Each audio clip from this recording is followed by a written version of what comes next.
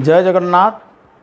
मु पद्मनाभ पाणिग्राही आमरी सत्यर नीतिवाणी कार्यक्रम को आपण मानक स्वागत जनाऊँच।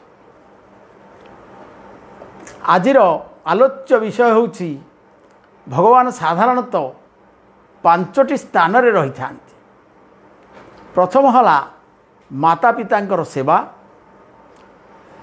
स्वामींकर सेवा, समस्तंक प्रति समान भाव पोषण करिवा, मित्र मानक सह द्रोह आचरण न करिवा बा मित्रद्रोही न होवा, भगवान विष्णुंकर पाद सेवा करिवा।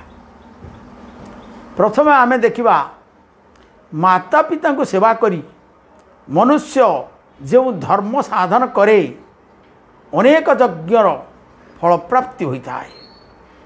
अनेक तीर्थ यात्रा अनेक तप मध्य ता सहित समान होई न थाए। पिता धर्म पिता स्वर्ग पिता ही परम तपः पितरी प्रीतिमा परणे प्रियंते सर्वदेवता। पिता होचंदी धर्म, पिता हेले स्वर्ग, पिता हेले परम तपस्यार कारण। पिता शरीर भितरी समस्त देवता मान ही वास करती बोली शास्त्र कहते। जननी जन्मभूमि स्वर्गादपि गरीयसी। जननी और जन्मभूमि स्वर्ग ठार बड़। तेणु पिता माता संतुष्ट हेले गंगा स्नानर फल मिलता है। माता सर्वतीर्थमयी, पिता हेले सर्वदेवमय। जे पिता माता सेवा करे, प्रतिदिन तांको प्रदक्षिण करे, श्रद्धार सहित प्रणाम करे, सात दीप युक्त समग्र पृथ्वी को परिक्रमा करला भली से पुण्य अर्जन करे।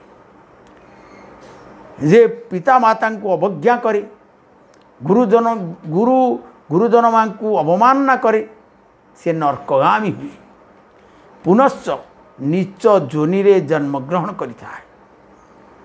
रोगी, वृद्ध, अंध, बधिर पिता माता को सेवा न करी जे छाड़ी चाली चाली जाए किंबा जरा आश्रम ताकू नहीं रखी दिए, से भयंकर नरक पड़े, बहु दुख कष्ट भोग करे, समस्त पुण्यतार नष्ट हो जाए।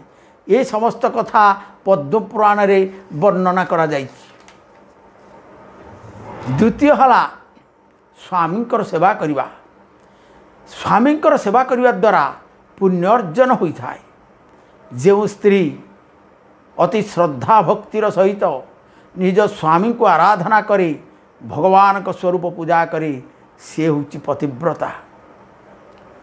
जे गृह कार्य रे दासी, रमण काल रे बेश्या, भोजन समय रे माता परी आचरण करे, जे विपद समय रे उत्तम परामर्श दे मंत्री परी काम करे, से होची पतिव्रता नारी। जे मन वाणी शरीर एवं क्रिया द्वारा केवे पतिर आज्ञा उल्लंघन करे नाही, से ही पतिव्रता नारी। स्वामी बंधु स्वामी परम ईश्वर, स्वामी सेवा नारी धर्म। कण्व महर्षि कन्या शकुंतला को विदाय समय यही कथा बुझेती। स्वामी को शयन परे तू शोइबू, भुंजीबू भोजन परे, यही परामर्श मध्य देइथिले। जो साध्वी स्त्री सुंदर वेशधारी परपुरुष को देखिले ताकू भाई पिता बा पुत्र रूपे भावे, से ही पतिव्रता नारी। तारी पाखरे भगवान रही था। माता सावित्री निज पति सत्यवान को उद्धार करने पाई बहु कष्ट सही जमंक सहित वाक्चातुर्य निज स्वामी को उद्धार करते। तेणु भगवान से ही पतिव्रता नारी पाखे ही रही था। तृतीय हला जे समस्त को समान भाव में देखे। विद्या विनय संपन्ने ब्राह्मणे गविहस्तिनी सुनिचैव सुपाके च पंडिता समदर्शिन।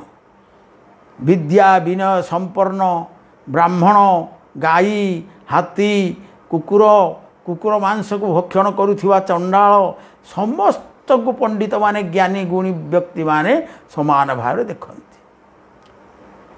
तेणु जे केबे मन बाणी क्रिया द्वारा कहार अनिष्ट करे नाही, मृत्यु उपस्थित हेले मध्य सत्य छड़ा मिथ्या कहे नाही, सबु प्राणी मानठारे समभावना प्रदर्शन करिथाए, पथर और सुवर्ण को समान बोली मन करे, ता पाखरे ही भगवान विराजमान करिथांती। जो पुरुष पाप रहित समान दृष्टि संपन्न शत्रु मित्र समस्त प्रति समान देखी थाए, ताहार सकल पाप नाश हुए, भगवान का सानिध्य लाभ करे। समतार प्रभाव रे धर्मज्ञ पुरुष सत्य इंद्रिय संयम मनोनिग्रह धीरता स्थिरता निर्लोभता आलस्य हीनता ये सबु गुणर अधिकारी होता है। ता देहरे भगवान विष्णु विराजमान करते। तेणु मित्रद्रोही हवा आम उचित नुहे। मित्रद्रोही कृतघ्नश्च जश्च विश्वासघातक त्रयस्ते नरकं जानती जावत चंद्र दिवाकरऊ। जे मित्रद्रोही जे कृतघ्न जे विश्वासघातक यही तीन जन सूर्यचंद्र थिबा पर्यंत नर्कगामी होती। तेणु कहा प्रति आम हिंसा करवा नाही, अपकार करुवा लोक प्रति मध्य क्रोध प्रकाश करवा नाही। मु कर्ता बोली अहंकर्ता इति न मन्यते। मु कर्ता बोली जहाँ मनरे अभिमान नाही, कहार निंदा करे नाही, सबु प्राणी के प्रति दया प्रदर्शन करिथाए, अंतकरण रे जहार शुद्ध होता है, इंद्रिय मन को जे निज आयत रखी थाए, सरल नम्र होता है, भगवान तारी पाखे रही था। विष्णु भगवान को जे सदा सर्वदा भक्ति करे, सिया राममय सब जग जानी, करऊ प्रणाम जोरी जुग पानी। सकल जगत को सीताराममय जे देखे, जो मांग पश्यति सर्वत्र सर्वं च मयि पश्यति। जे सकल प्राणी कठारे आत्मा रूपे मोते देखी, सकल प्राणी को मो ठारे देखी, मु तारी पाखे रही थाए। तेणु बलराम ब्रजरे बाछुरी देहरे गोपाल बालक मान देहरे मध्य श्रीकृष्ण को देखी। ब्रह्मा कंमंडल भितर देखी, जमुना कूल भगवान को देखी। यही सारा संसार भगवान को अव्यक्त मूर्ति बोली भावी जे तांकोठारे मन देई थाए, भगवान तारी पाखे रही था। अर्जुन भगवान को दिव्य शरीर रे विश्वरूप दर्शन करते।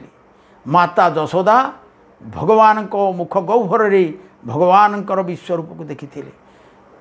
भक्त काकभूषुंडी श्रीरामचंद्र को उदर भितरे देखिले समस्त दिव्य विश्व ब्रह्मांड।